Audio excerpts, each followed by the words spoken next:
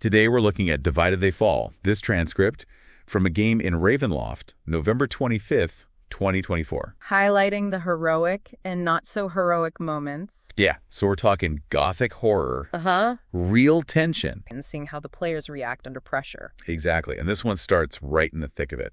3 heroes, Nikolai, Gamber, and Kashmir. They find themselves trapped In this mysterious obsidian chamber. The doors slam shut magically. And bam, they are face to face with 2 iron golems. And these aren't just any golems. No. These are the heavily armored Von Zarevich Lancers. Oh, wow. Elite troops. So, like, the best of the best? Think of them as the Terminator of golems. Oh, jeez. Relentless and deadly. And the chamber itself is adding to the suspense. You've got a fire brazier, a frozen hourglass, and these colored glass eggs. But it gets really interesting Okay. because there's this plaque that tells them to cast a stone into the fire. Okay. Different colors correspond to different exits. I see. Oh, no. So it's a classic high-stakes puzzle. Yeah, And the pressure is on because these iron golems are not waiting around for them to solve it. right. They unleash a brutal attack using poison breath and lance attack. Medieval metal behemoths. Like, how do you even fight that? It's like something straight out of a nightmare. You're in this dungeon, the clang of metal on metal echoing around you, and then you get hit with that poison breath. It can really weaken you, make it hard to fight back. And to make matters worse, there's a magically sealed obsidian door separating them from their allies, Zan, Tink, and Eric. Classic divide and conquer tactic. Totally. So you've got these 2 groups trapped, facing these incredibly powerful enemies. And you know Strahd is behind it all, orchestrating this whole scenario. He's a master strategist, a vampire who's had centuries to plan his moves. Talk about a bad situation. Sure.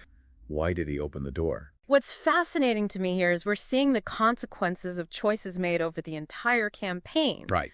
These heroes aren't just reacting, they're carrying the weight of their experiences in Barovia, Oh, yeah. a land literally cursed by darkness. It's like a whole other level of intensity. Absolutely. Nikolai, the bard, for instance, has this pact with a dark entity that gives him extra magical power. Oh, But it also takes a toll on him. okay.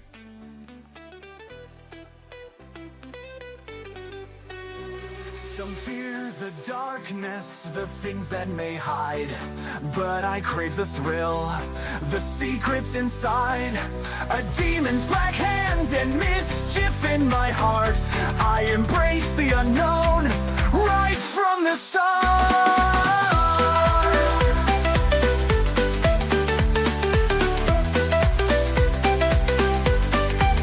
The unknown calls, a siren's sweet song, the whispering voices that say I belong.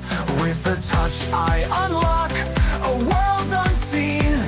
Adventure awaits, a murderous scene.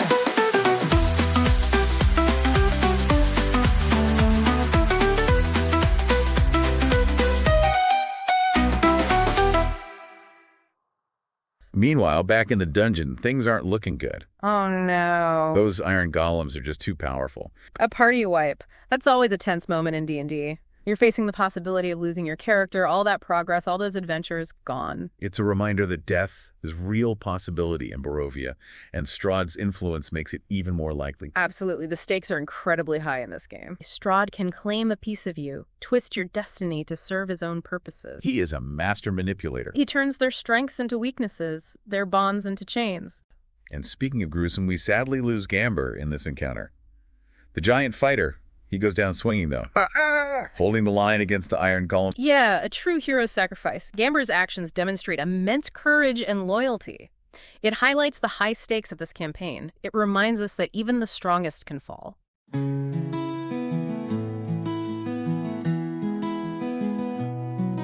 Though iron giants stand before me, their cold steel a looming threat,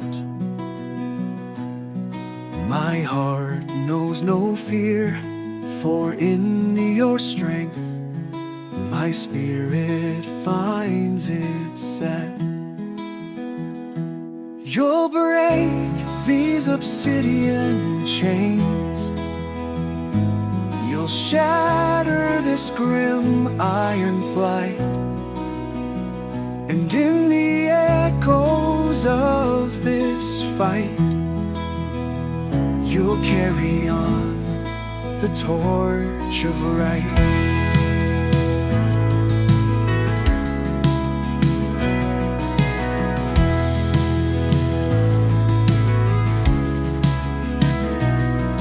These poison lungs may fail to draw breath. This wounded body may fall. But know this, friends, my spirit, it endures beyond this earthly thrall. The rage of young may fade, my giant form may lie in dust. Yet the farmer's heart, the fighter's will, in you forever trust.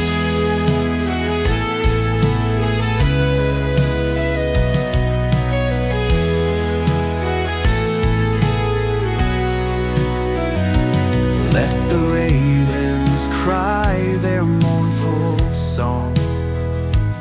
Let Barovia's darkness loom. For in the face of Strahd's fell night, our friendship lights the gloom. Remember well the fallen. Remember well the price we pay. And in the dawn that we shall bring, remember this, my dying lay.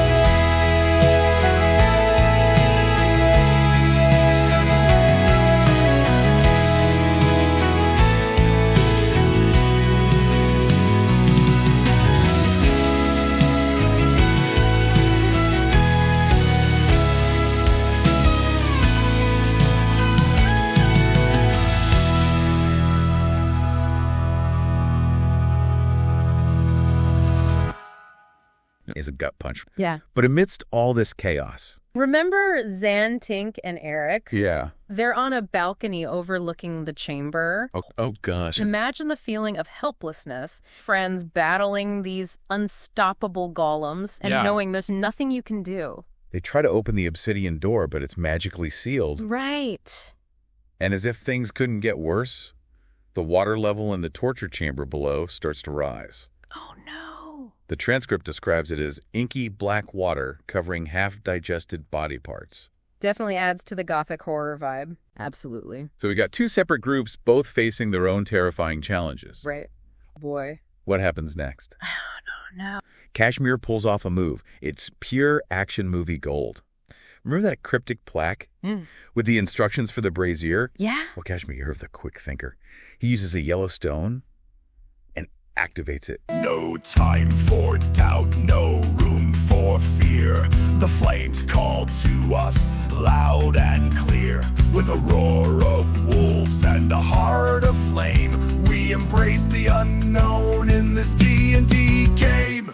In a moment of desperation, he grabs the yellow glass egg, no time to overthink it, Right. and he throws it into the fire. And guess what? The brazier transforms into a swirling portal. But it works so perfectly here. Yeah. The question is, where does this portal lead? Well, he leaps through, leaving the carnage behind, and vanishes into the unknown. This portal doesn't lead to some random safe haven or anything. Oh, no. No, it drops him right into Strahd's tomb. Talk about going from the frying pan into the fire. Right. This escape, it's a daring move, but it also leads them deeper into the heart of danger. I mean, Strahd's tomb is steeped in dark magic, and it promises even greater challenges ahead. And just when you think it can't get any crazier, Zan, the undead wizard, decides to follow Kashmir through the portal. Poor Tinka, witnessing this chaos from the balcony, swoops down at her raven form to try and help. Talk about bravery. Wow. But unfortunately, even her agility isn't enough to escape that poison breath.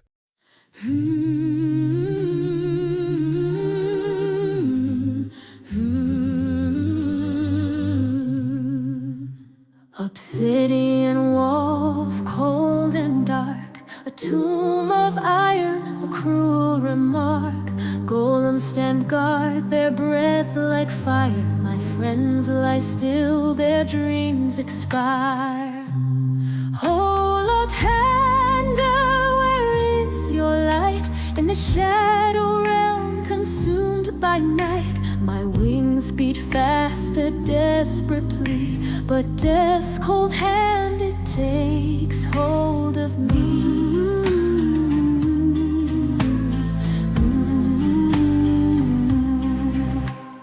Gamber the giant, his strength no more. Nikolai's whispers forever ashore. Their laughter echoes a distant sound as darkness claims them beneath the ground. Oh, Latender, where is your light? In the shadow realm, consumed by night. My wings beat fast, a desperate plea, but death's cold hand, it takes hold of me. Gamber the giant, his strength no more. Nikolai's whispers forever ashore. Their laughter echoes a distant sound as darkness claims them beneath the ground.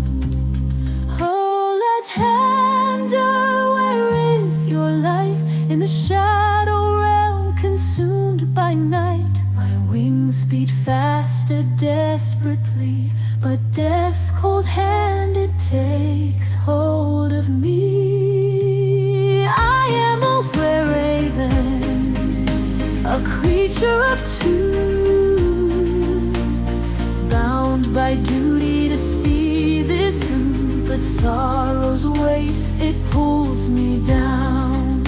Can hope survive in this cursed town? Oh, Latender, where is your light? In the shadow realm, consumed by night. My wings beat fast, a desperate plea, but death's cold hand, it takes hold of me. I fly on, carrying the weight of shattered dreams and a twisted fate. For Barovia's freedom I must endure, though darkness beckons, my heart is pure.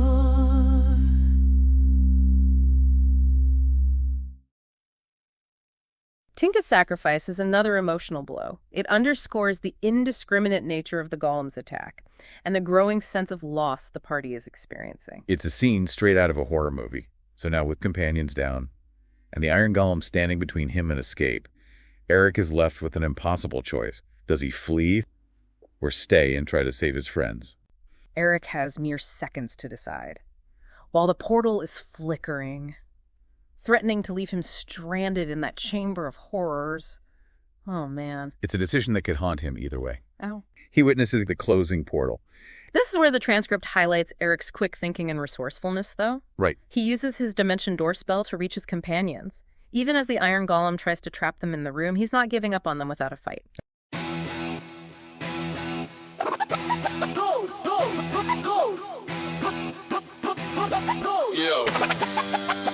Yo, Iron Golem stepping, breathe like a forge. Trapped in this war room, feeling the gorge. Rise in my throat, this ain't no time to stall. Gotta grab Tink, before we both fall. Dimension Door, my ticket to ride. Leaving these golems, can't stay inside. Portals open, a shimmering light. Escaping this madness with all my might. Tink's down for the count, golems on her tail, but Saloon's light, it will never fail. I'm a cleric of life, ain't afraid of the night. Snatching her up, we're taking flight. Dimension Door, my ticket to ride. Leaving these golems, can't stay inside. Portals open, a shimmering light. Escaping this madness with all my might. From war room to tomb, a shift in the scene, but danger still lurks, it's always keen. Strahd's breath on my neck, I can feel the chill. Gotta stay sharp, gotta use my skill.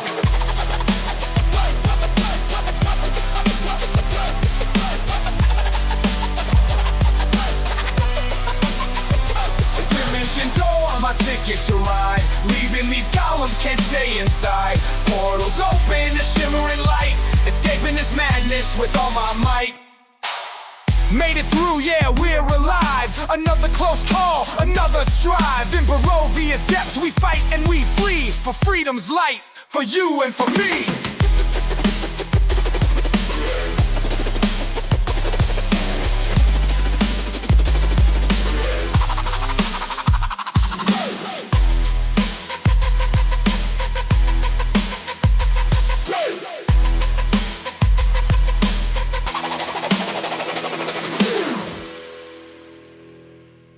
I mean, you've got to admire his loyalty. Oh, absolutely. The golem's relentless nature adds to the tension. This isn't a creature that shows mercy or fatigue. It is a machine of destruction, programmed to eliminate threats. And eliminate it does. And Eric, in a truly heroic moment, manages to drag Tink's body through before the portal closes. It's amazing how these players think on their feet, making these split-second decisions that could mean life or death for their characters. Right. And it shows how much they care about each other, even in the face of danger. That's the heart of D&D right there. Teamwork, camaraderie, and facing down those challenges together. Exactly. But escaping the Iron Golems is only the beginning of their problems. Now they're in Strahd's tomb, surrounded by 5 ominous coffins radiating necrotic energy. Oh, that's not good. Necrotic energy, it's the essence of death and decay. It can really mess you up. And Kashmir, ever the curious one, starts poking around Strahd's coffin. You've got to admire his nerve. I know, right? I wouldn't want to touch anything in a vampire's tomb. You know those scenes in movies where the hero breaks into a forbidden chamber? Triggers a blast of necrotic energy. Oh, no. But he does discover a hidden compartment. Beneath the coffin's pillow, it's a classic secrets within secrets reveal. Like there's more to Strahd's tomb than meets the eye. Oh, yeah, for sure. And as if breaking into Strahd's coffin wasn't bold enough. So Zan the Dark Elf follows Kashmir into the tomb. Okay. And what does he do? Starts checking out the coffins for treasure, of course. That's Zan for you. Always curious. Maybe a little greedy, too. Maybe just a little bit. Just a tad. He finds some jewelry.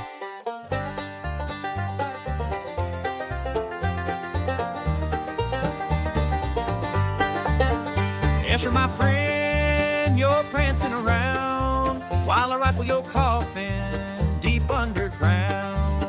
Your man rings a winking, my pants growing tight.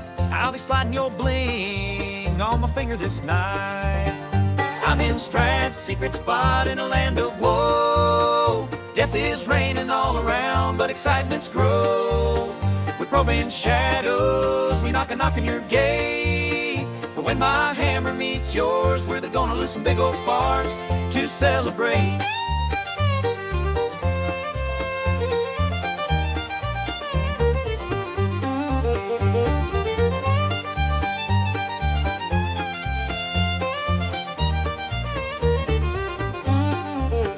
Yes, you're my friend, you're changing your blouse while into your coffin, creep my fingers like a mouse. Your necrotic hammer, I'll be grabbing with glee to dance in the darkness and set our souls free. I'm in Strahd's secret spot in a land of woe. Death is raining all around, but excitements grow. We probe in shadows, we knock on your gate. We're gonna make some big old sparks to celebrate.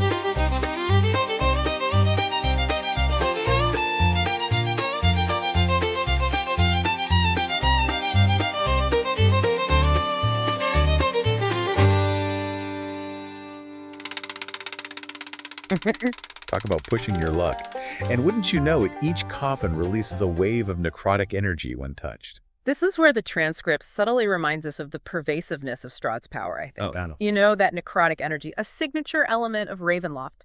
It signifies decay and corruption. Right. It's a tangible manifestation of Strahd's influence.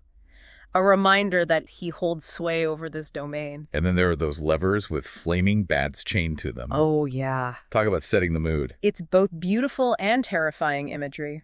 These levers are flanking the stairs leading back to the Ravenloft catacombs. Talk about adding fuel to the fire, literally. You know, things are about to get intense when flaming bats are involved. Oh, yeah. It's a classic visual from Gothic horror, Right. and it creates a sense of foreboding. Yeah.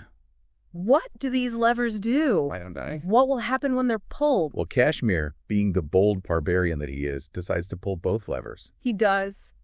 just to see what happens. That sounds like Kashmir, what could possibly go wrong, right? Famous last words.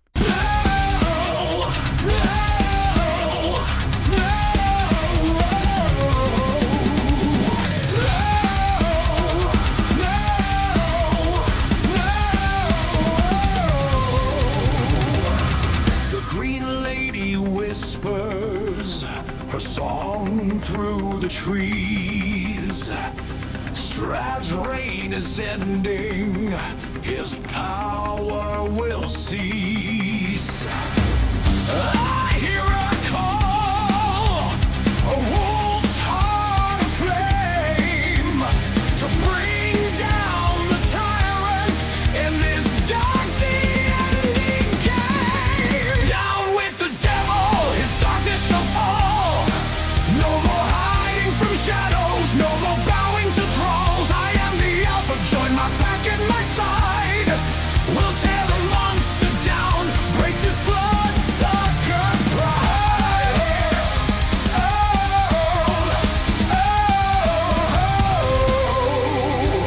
The levers I pull, secrets they hold, traps and tricks fast become old. Strahd's tomb is wide open, his power decays. Join the Green Lady's chorus and open the way. Down with the devil, his darkness shall fall. No more hiding from shadows, no more bowing to thralls. I am the Alpha, join my pack at my side. We'll tear the monster down, break this bloodsucker's pride.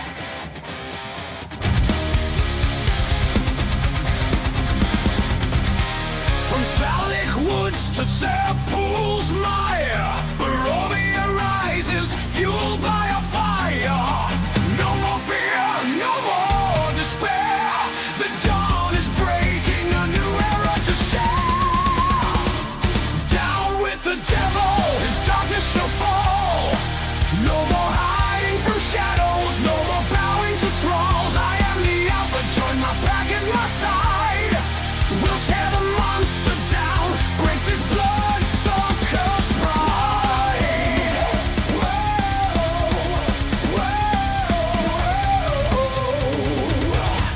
The Green Lady grins, her bell rings out with glee. Set your heart free.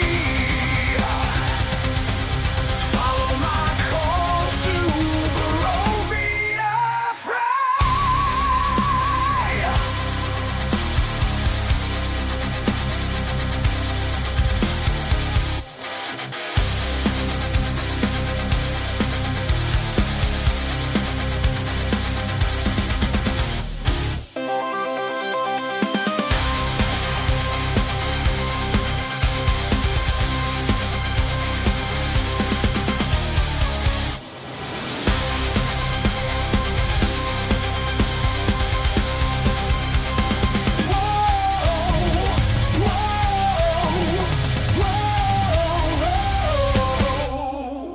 You've got to admire his go big or go home attitude. It's a reckless move, but it's also in line with Kashmir's impulsive nature. It speaks to his boldness and his willingness to take risks, even without fully understanding the consequences. And the consequences come quickly. So the levers in Strahd's tomb, right? Okay. There's two of them. There's two. One is for the portcullis. Uh-huh. One is for, the poison mist. Right.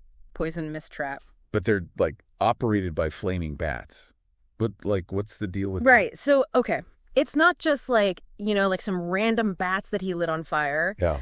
These were the Mardikovs. Oh, wow. Who, like, they got on Strahd's bad side. Really? And so he transformed them Into flaming bats? into these, like, horrifying flaming bats and then chained them to the levers. Wow. So they are now, like, part of this That's so messed up mechanism. Okay. Yeah. Strahd is just, like, next level. He really is. Cool. It's like taking somebody's, their suffering Yeah. and making it a weapon against other people. Yeah, like turning their pain into, like, literally, like, a physical trap. Yeah, a physical manifestation of their pain and then using it That's so messed up. to torture other people. Yeah. Okay, so remind me, which lever does which? So the one on the left, Okay. that one controls the portcullis. Uh-huh. The big heavy thing basically seals the tomb. Gotcha. So once that goes down, you're not getting out that way. You're not getting out. No. Okay, and then the right one is the mist, The right one is the poison mist trap. and that stuff's nasty. That's really nasty. Like, what does it actually do? So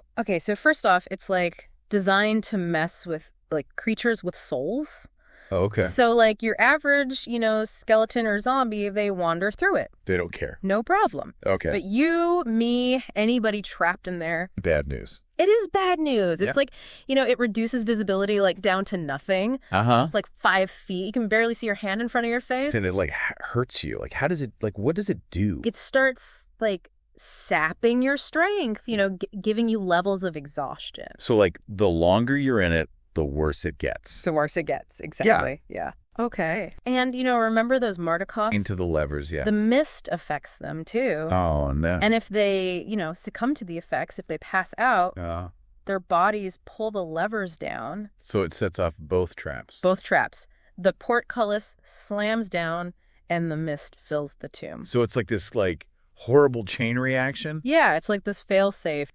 All right, so we've got Kashmir and Zan exhausted from that mist trap, but feeling hopeful as they head up the stairs, revealed by that second lever. Where do those stairs lead? Well, out of the tomb itself and into this huge network of crypts called the Ravenloft Catacombs. Yeah, it's described as this like labyrinthine space, stretching out into darkness with this oppressive silence. The only sound is like water dripping. It's like you can almost feel the weight of centuries of death pressing down on them. And remember, they just came from a crypt filled with necrotic energy.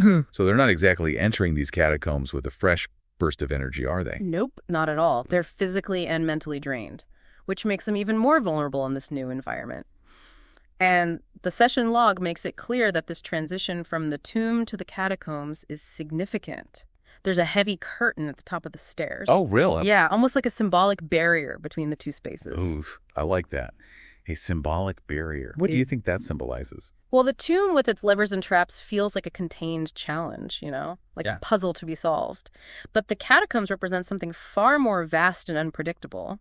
It's a step into the unknown, and the curtain reinforces that sense of crossing a threshold into a new level of danger. Ooh, that's good. So they're through the curtain, they're in the catacombs. What happens next? Well, Kashmir, being the eager explorer that he is, decides to push ahead, get as far away from the tomb as possible. But as he moves away from the entrance, something truly bizarre happens. I bet it does. We are talking about Strahd's castle, after all. Right. The session log describes it as this sudden shift in perception. 1 minute, Kashmir is walking through the catacombs. The next, he's lying in this confined space, surrounded by darkness and the unmistakable stench of decay. Oh, no. He's been teleported into a coffin. Whoa, what? That's messed up, even for Strahd. So it's not enough that they had to escape the crypt. Now they have to deal with random teleportation traps in the catacombs. It seems so. And this incident raises so many questions, What triggered the teleportation? Was it proximity to the tomb entrance, a specific location within the catacombs? Or was it something else entirely? And then Eric manages to drag Tink's body just as the portcullis slams shut. Talk about a close one. So we end this part of the deep dive with a mixed bag of emotions. We've got two groups of heroes, one escaping a deadly tomb and the other facing an unimaginable loss. And Kashmir, that's a whole other level of messed up. Talk about a cruel joke, right? Escapes one trap, falls right into another one. Well, he's a resourceful barbarian. He is. I wouldn't be surprised if he finds a way to break out of that coffin and cause some chaos wherever he landed. Knowing Kashmir, he's probably already figured out a way to turn that coffin into a makeshift battering ram. That's our Kashmir. What happens next is anyone's guess. It's crazy, right? They escaped those immediate threats, but they're still deep within Ravenloft, a place where danger lurks around every corner. It's like they're rats in a maze. Yeah. You know?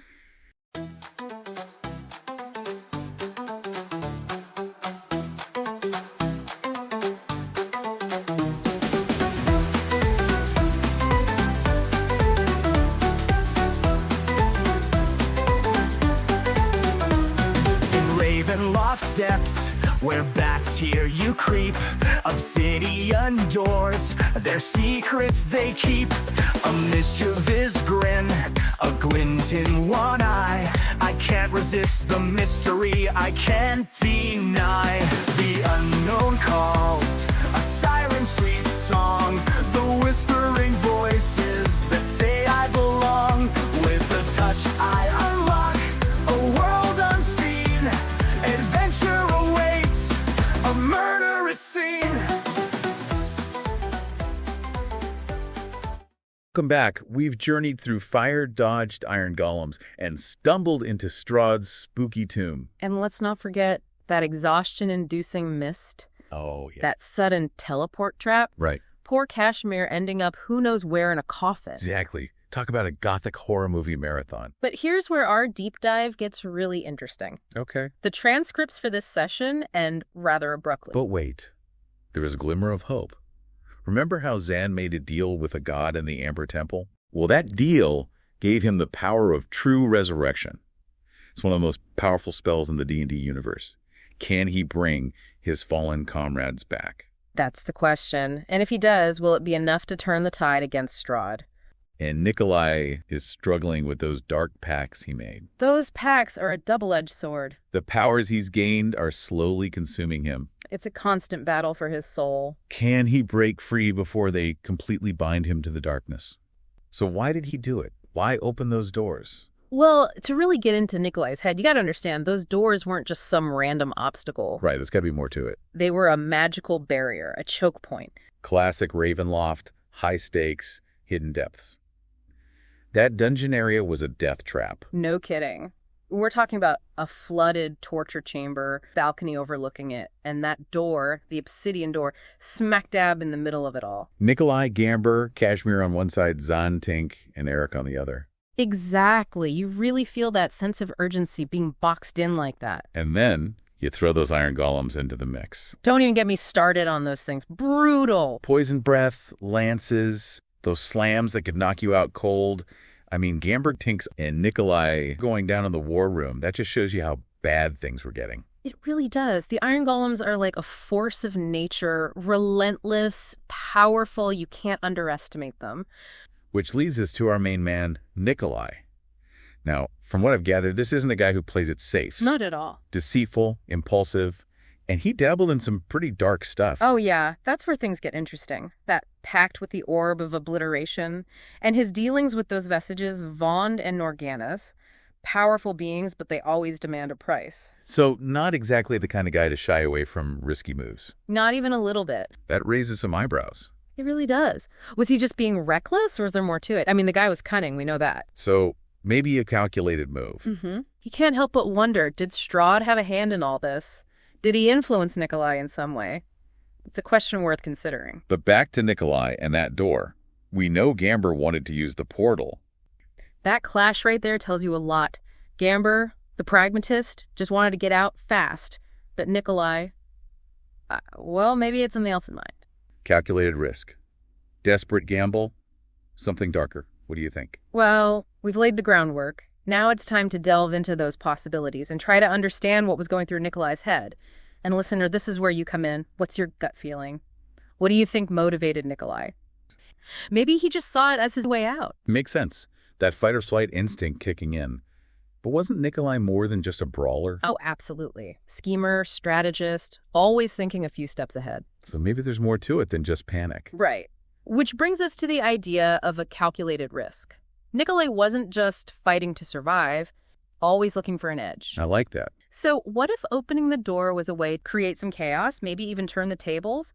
Risky, sure, but also potentially a huge payoff. Kind of like sacrifice in chess to gain a strategic advantage. Exactly. But there's another angle we need to consider, something a bit darker. Okay, I'm intrigued. Lay it on me.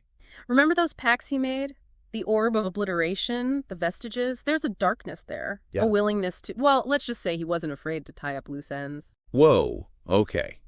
So you're suggesting that maybe opening the door wasn't just about survival or tactics. Maybe it was about feeding those darker impulses. It's a chilling thought, right?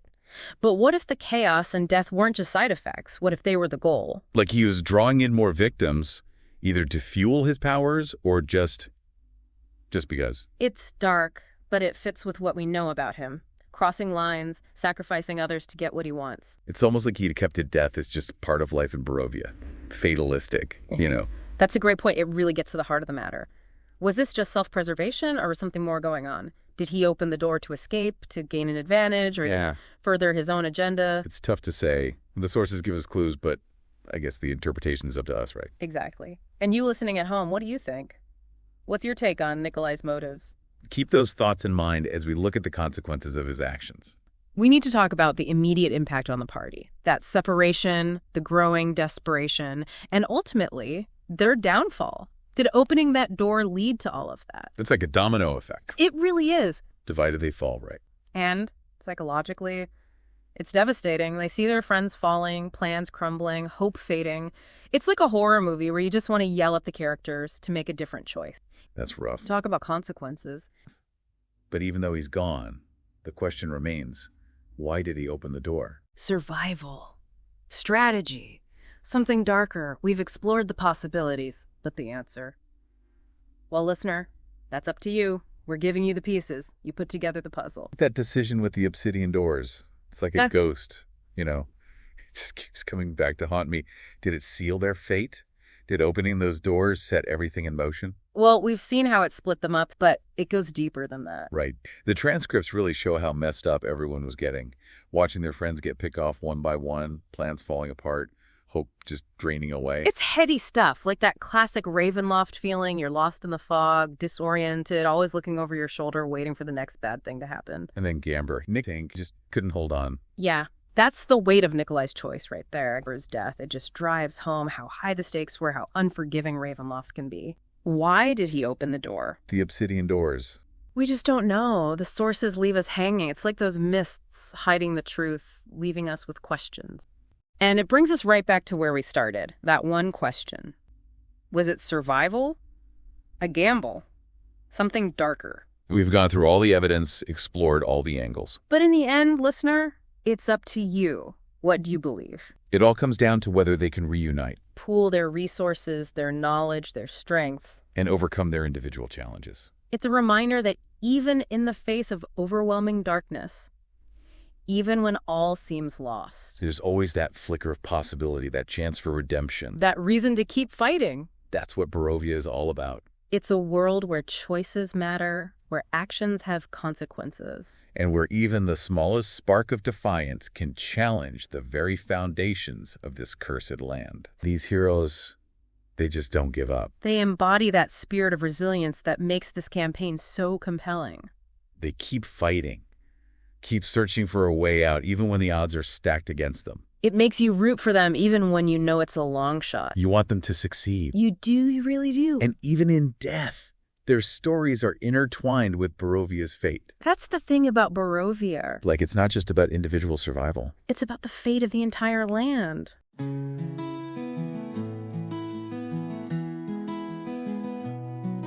Though iron giants stand before me, their cold steel a looming threat, my heart knows no fear, for in your strength my spirit finds its set.